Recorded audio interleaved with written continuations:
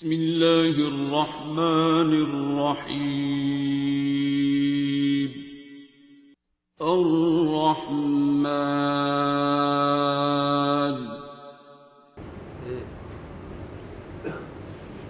अच्छा, मेरा सवाल था, मैंने आपको जो मैसेज भी किया था कि कभी कभार मोस्टली होता ही है कि कहीं जाओ या किसी से मिलो, उसके बाद अगले दिन आपकी बहुत ज़्यादा तबीयत ख़राब है, सबकी रूह तकलीफ़ में है। उसमें आप हज़ार जतन करके देख लो, जो रेमेडीज़ आप कर सकते हो, इवन मैंने दुआ कराना भी ट्राई की थी उसमें, मगर आपकी रूह तकलीफ़ में रहती है। और मुझे ये बात थोड़ी बहुत समझ आप इस सिलसिले में आने लग गई कि कभी कभार आप वो एब्जॉर्ब ही कर लेते हो, चलो किसी की एनर्जी या कुछ को ऐसा भी होता है। तो मेरा क्वेश्चन पहले तो ये कि वो क्या होता है, और दूसरा कि अगर ऐसा हो जाए तो उसका हल क्या है, क्योंकि वो बहुत पेनफुल सिचुएशन होती है। You want to get out of that situation by any cost at that time. उसका कोई रेमेडी भी तो होनी चाहिए। ये जो टर्मिनोलॉजी आप बोल रही हैं कि बंदा जाता है कहीं किसी जगह पे या किसी बंदे से मिलता है या पब्लिक प्लेस पे जाता है, बाज़ार में या शादी में किसी में पर्टिकुलर गैदरिंग में जाता है, कुछ लोग कहते हैं कि हमें वहाँ बहुत ज़्यादा वीकनेस सी या ड्रेन्ड आउट का वर्ड बोलते हैं लोग, जैसे एनर्जी ख़त्म हो गई है, जान निकल गई है, थक गए हैं। और कुछ लोग कहते हैं कि एक आध बंदे से मिलकर भी ऐसा होता है, या वो आया मेरे घर या मैं उधर गया हूँ मुझे ऐसा होता है। ये तो आम लोग टर्म बोलते हैं। ये जो टर्म आप बोल रही हैं कि मुझे लगता है कि मैं एब्जॉर्ब कर लेती हूँ, या कुछ लोग एब्जॉर्ब एनर्जी करते हैं और कुछ रेडिएट करते हैं, ये टर्मिनोलॉजी कॉमन नहीं है।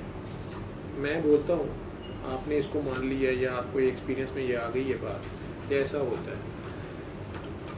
एक तो ये कि वहाँ जब आप जाती हैं और अगर आप ड्रेन्ड आउट फील करती हैं तो आप एनर्जी एब्जॉर्ब नहीं करती, वो आपकी एनर्जी एब्जॉर्ब करते हैं, ऐसे समझ लें, ठीक है। एक नेगेटिव रूह है या नेगेटिविटी है, सच कोई चीज़ नहीं है। एब्सेंस ऑफ पॉजिटिविटी या लेस पॉजिटिविटी जो है, एक चीज़ का चार्ज ख़त्म हो रहा है और उसको आपने चार्जर पे लगा दिया, फिर चार्ज हो जाएगी। अब आप ज़्यादा रेडिएट थे या आपके पास चार्ज था, उसने आपसे एब्जॉर्ब कर लिया, ठीक है। एक तो आप ऐसे ही सही था।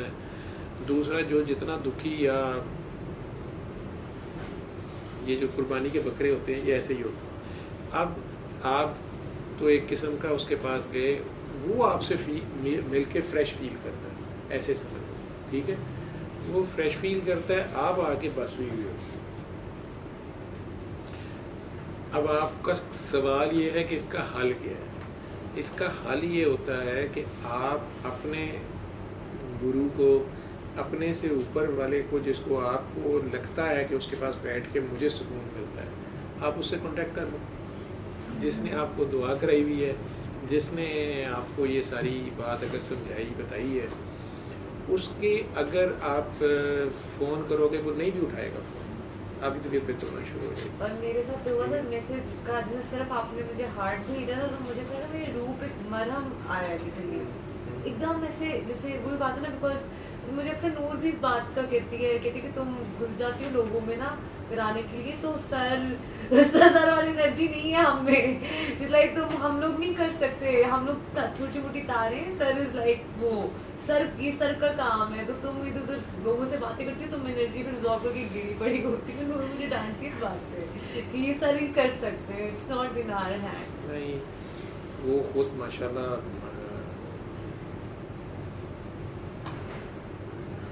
सजीदा है और वो अपने आप को बीच में छुपा जाती है। ये काम जितना ज़्यादा गुनाहगार होता है उतना अच्छा करता है, और जितने दर्द से जो गुजरा होता है, ठीक है, जो सूरज से जला होगा उसको चिराग से जलाओगे तो वो क्या जलेगा, क्या डरेगा, या क्या उसकी दर्द होगी, ठीक है।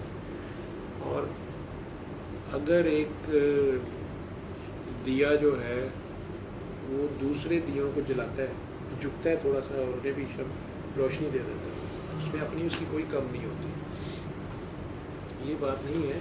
लेकिन बहरहाल ये कैपेसिटीज़ में डिफरेंस होता है, ठीक है। और काकियों में वैसे ये एनर्जी ज़्यादा होती है, काकी ममता है, काकी में तो अनकंडीशनल लव अल्लाह ने रखा हुआ है, माँ है वो, ठीक है। उसके अंदर ममता का जो जज्बा होता है ना, वो तो इतनी सी बच्ची में भी होता है, बेगरज प्यार जो है, अनकंडीशनल लव। लेकिन ये ज़रूर है कि आपकी एज में बंदे को अपना आ जाता है, फिर कॉन्सेप्ट्स कई बार बड़े तंग करते हैं ना, आप लोगों को डरा दिया जाता है।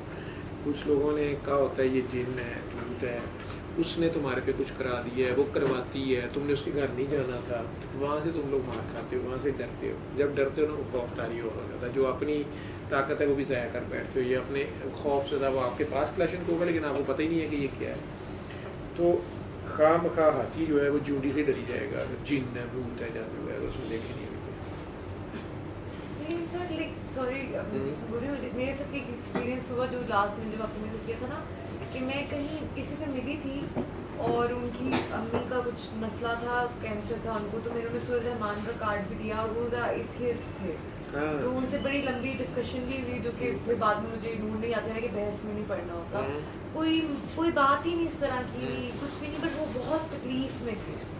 फिर मैंने उन्हें कार्ड दिया, सारी बात समझाई। उनकी अम्मी को कैंसर था या उन्हें कैंसर उनकी था? अम्मी को था, लेकिन वो बहुत तकलीफ और वो अपनी अम्मी की वजह से तकलीफ में थे, बहुत ठीक ज़्यादा। है। तो वो और वैसे वो एथियस्ट थे, और फिर उसके बाद आपने उन्हें कहा कि ये कर लें, हाँ। अपनी अम्मी को कराएं, जी। वो उस पर भी आर्ग्यू करना शुरू नहीं, हो उस पर उन्होंने पहले जब जैसे ही करना शुरू किया ना, तो मैंने कहा हमें तो all over the world religion नहीं है ये, हमें मिले रिजल्ट, आप ये कर लें। उस पे वो मान गए। फिर उन्होंने मुझसे पूरा पूछा भी, क्योंकि वो इतने ज़्यादा तकलीफ में थे कि वो कहते कि हमने तो कुछ भी कोई बताया तो हम कर लेंगे। ठीक है। साथ में मेरे और मेरे फ्रेंड थे, तो वो कह रहे थे कि उन्होंने कहा कि यस मैंने भी सुना हुआ है 3-4 लोगों से कि इट सूरज रहमान थेरेपी का तो होता क्यों, वो सारी बात होगी। उसके बाद फिर उन्होंने अपनी डिस्कशन छोड़ दी कि उनके पॉइंट ऑफ व्यू वो जो एथियस्ट के होते हैं पॉइंट ऑफ व्यू, मैंने थोड़ी बहुत बहस की, मैं इरिटेट भी हुई कुछ बातों पे। अब पता आप इरिटेट हुई ना, हाँ रिएक्ट नहीं करना आप। तो हाँ, और अगले दिन फिर मैं गिरी गई।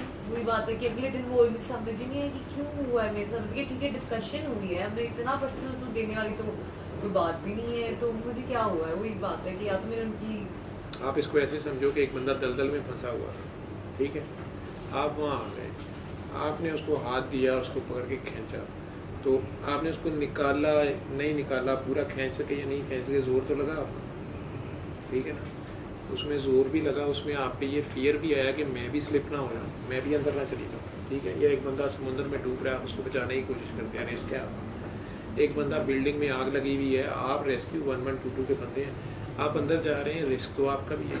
आप उन लोगों से पूछना कि वो बाद में कैसे, बड़ी स्ट्रांग नर्व्स के लोग होते हो, लेकिन जब इमरजेंसी में ये सिचुएशन में ये काम वो कर रहे होते हैं, उस वक्त या जो फौजी लड़ रहा होता है बॉर्डर पे, दोनों तरफ गोली चल रही होती है, ठीक है। अब वो उस वक्त तो अपने जज्बे में लड़ जाते हैं, ठीक, लेकिन बाद में अगर जब वो कहीं रेस्ट करते हैं या जो भी करते हैं, जंग की तो खैर सिचुएशन ही कॉन्टीन्यूस होती है, लेकिन 1122 वाले ही उस इमरजेंसी सिचुएशन से जब फारिग होते हैं, तो वो अगली ड्यूटी, उसमें भी एक तरीकाकार होता है कि वो बंदा अब रेस्ट करेगा, बगला आएगा आगे, या सारा अगर लंबा काम हो, खुदा न खास्ता आग नंदी लगी हो, तो उन्हें बीच में रेस्ट किया जाता है, क्योंकि उसकी अपनी जान को भी खतरा है, प्लस अगर वो ड्यूटीफुल आदमी है तो वो उनकी भी पेन फील कर रहा है, वो दूसरे की पेन फील किए बगैर काम कर नहीं सकता, वो पेन फील कर रहा है कि हाय ये बेचारा अंदर जल ना जाए, बचना इसको बचाऊँ, तो वो भी उसकी आसाब पे, तो ऐसे साइकोलॉजिकली इसको समझता। अदरवाइज जहाँ तक स्पिरिचुअल जो आप लोग बात करते हो, तो ये फिनोमिना ज़रूर होता है, और उसका हल जो आपके सवाल का सादा सा है कि वो आप जिससे जुड़े हुए हो उससे आप बात कर लो, रब्ता कर लो, और वो आपका फोकस वापस वहीं आ जाएगा। नहीं जी, इसमें कई होते हैं बड़े खुददार हमदर्द, तो आपने कि वो तीसरे चौथे दिन मुझे उनके घर वालों में से कोई फ़ोन करता है या साथ वाला कि जी ये मरदा पे है या मर्दी पे है, मैं अगर उन्हें फ़ोन करता हूँ क्या बात है बेटा, या क्या ये वैसे ही फ़ोन, कुछ नहीं वो घर वाले बताते हैं, फिर मैंने तुमने मुझे नहीं फ़ोन किया, बताया क्यों नहीं। कुछ तो ऐसे हैं ना जो ज़्यादा जाग गए, वो कहते हैं आपको खुद क्यों नहीं पता चला, मैनू तो पता लगे, ठीक है, नहीं, लेकिन साथ जो हम बड़े वली अल्लाह जो है वो उनका होता है, नहीं आपको क्यों, ये क्या सेल्फिशनेस है, मैं आपको क्यों डिस्टर्ब करूँ, मैंने कहा सर को क्यों मैं तकलीफ़ दूँ, बस ठीक है मेरा है ना मसला, मैंने हल करना है, ठीक है। तो खोपड़ी जिथे फंस जाए, पागलपन है, लेकिन है सही ऐसा काम यही लोग कर सकते हैं, ये दीवानों का काम है, पागलों का काम, उनसे इरादे से करें, उसमें कमी बेशी रह जाए पकड़ भी होगी। ऑटो पे चल रहा है, हमारा कोई कमाल नहीं है, वो खुद ले रहा है काम, ठीक है। उसमें आप चले गए, आगे से बाबा जी ने ये साथ के दर्शन भी पकड़ा दिया, आप दुआ कराएं, आप बताएं, ठीक है। असल में तो वो जो अगले की आप पेन फील कर रहे होते हैं, उसके लिए आपके दिल में होती है कि यार ये बेचारा क्यों फंस गया, ये जो भी इसका मसला है, आप उसको एक एप्लीकेशन लिखने का तरीका बता रहे होते हैं। बाकी आपको भी पता होता है करना उसने खुद है, अपने वक्त पे करना। अब जो मेरे पास बिल्कुल नए लोग आते हैं अचानक या कुछ, मैं उन्हें डील ज़रूर कर लेता हूँ कि मुझे पता होता है कि यार अभी ये कोई मसला ही है तो आया ना, ऐसे कौन किसी के पास जाता है। लेकिन उस कॉन्सेप्ट को डिस्करेज करने की कोशिश करता हूँ कि डॉक्टर साहब ही करेंगे तो कुछ होएगा, या डॉक्टर साहब छू करेंगे या छा करेंगे, या गलत है, ठीक है। मेन मैसेज पे रखने की कोशिश करता हूँ, बाकी उसकी बात सुन लेता हूँ।